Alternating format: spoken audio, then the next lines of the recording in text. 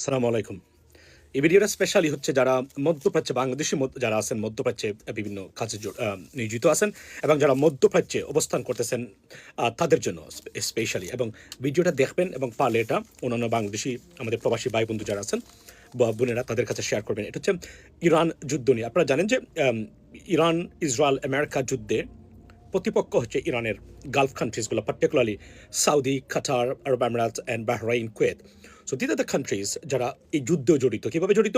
তারা ইরানে আক্রমণ না করলেও ইরান ওনাদেরকে আক্রমণ করেছে পাল্টা আক্রমণ হিসেবে। তারা মনে করেন যে তাদের উপর যে আক্রমণ হয়েছে মার্কিন যুক্তরাষ্ট্র এবং ইসরায়েলের, এটার অনেকে শেল্টার দিচ্ছেন, পার্টিকুলারলি আরব আমিরাতস, এবং আপনারা জানেন প্রত্যেক দেশেই মার্কিন আপনার মিলিটারি ঘাঁটি আছে এই কারণে। সো এবং আপনারা এও জানেন যে ইরানকে এই মধ্যপ্রাচ্যের এই দেশগুলো, পার্টিকুলারলি সৌদি আরব, আরব আমিরাত এরা সহ, তারা শত্রু মনে করেন অনেক আগ থেকেই এগুলা আপনার চলে আসছে। সো আমরা জানি যে এই যুদ্ধে আপনারা অনেকেই মনে করেন এটা ইলিগাল যুদ্ধ, which is most likely because international দের violation of international law maybe occurred. So এবং ইরানিয়ান রেজিমের বিরুদ্ধে যে যুদ্ধ মানে ঘোষণা করেছে মার্কিন যুক্তরাষ্ট্র। সো এবং এখানে অনেকেই আপনারা সমর্থন করেন বিভিন্ন কারণে। আপনারা যদিও আমি আপনাদেরকে বলেছি যে এই বিষয়টা ভেরি সেন্সিটিভ, নিজের মানে সমর্থন প্রকাশ না করে ডিপ্লোম্যাটিক্যালি বা ইন্টেলেকচুয়ালি বিষয়টা দেখবেন। সো উনি হচ্ছেন একজন আপনার আমেরিকান কুয়েতি নাগরিক। ওনার সিটিজেনশিপ কুয়েত গভর্নমেন্ট আপনার রিভোকড করেছে। ওয়াই? বিকজ উনি ইরানের পক্ষ নিয়ে পোস্ট দিয়েছিলেন কুয়েতে।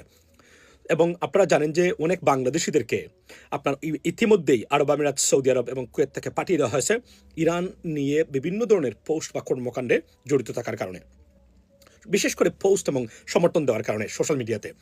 সো এই মিস্টেকটা না বুঝে তারা করেছেন এবং এটার প্রতিক্রিয়া। এবং এখানে ইরানকে মার্কিন যুক্তরাষ্ট্র যতটা শত্রু মনে না করে, মধ্যপ্রাচ্যের এই দেশগুলো তার চেয়ে বেশি শত্রু মনে করে। এটা পলিটিক্যাল কারণ, and there are many reasons why. এটা আগ থেকে আপনারা জানেন। So ladies and gentleman, be careful. আপনারা এই ধরনের কোনো ধরনের কাজ করতে দেখে যান, শুনে যান। That's what is this is your only, আমি মনে করি যে job should be or should be justified. এর বাহিরে কোনো কিছু করতে যাবেন না। আমি আবারও বলেছি এবং আমি ওয়ার্নিং দিয়েছি বাংলাদেশের যারা বেশি অতিরঞ্জিত, অতি আবেগী যারা, তাদেরকেও বলেছি। শুধু মার্কিন যুক্তরাষ্ট্র নয়, আপনারা যারা ইরানের যদি সুস্পষ্ট প্রমাণ থাকে এবং এই ধরনের কোনো কাজে জড়িত থাকেন, আগামীতে মধ্যপ্রাচ্য ঢুকতে পারবেন না। Let alone America, let alone European Union. পরিস্থিতি তাই, বাস্তবতা এর বাহিরে নয়। So be careful, be sensible and protect yourself, ladies and gentleman. এটা আমি অনুরোধ করে গেলাম। এটা পরিস্থিতি খুবই ভয়াবহ হবে আগামীতে। আপনারা নিশ্চয়ই জানেন ইতিমধ্যেই আপনার ওপেক থেকে, মানে তেল উৎপাদনকারী দেশ যে সংস্থা, যে এই ওপেকের যে সদস্য আছে 6টা, এর মধ্যে আরব আমিরাত তারা এখান থেকে বের হয়ে গেছে। তারা আগামী সপ্তাহ থেকে তারা এই সংস্থাতে আর নাই। Y? There are many reasons why, but one of the reasons is that they have to sit with, on a same table with Iran. It could be a reason. There are many reasons why. তারা মনে করেন তারা fair share, তারা তেল বিক্রি করতে পারে না because of the বিভিন্ন ধরনের restrictions from OPEC.